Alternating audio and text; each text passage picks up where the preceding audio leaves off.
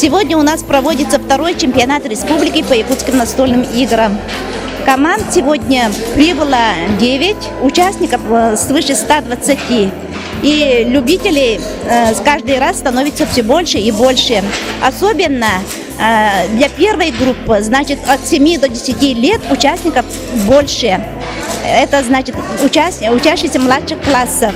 Это говорит о том, что интерес уже к этой игре появляется, начиная с младших классов. Так. А это кто с вами рядом стоит? Это со мной рядом дети, которые занимаются здесь, в Мадуне, при Центре национальных видов спорта. В этом году открылось отделение «Якутские настольные игры». Здесь занимаются 25 учащихся.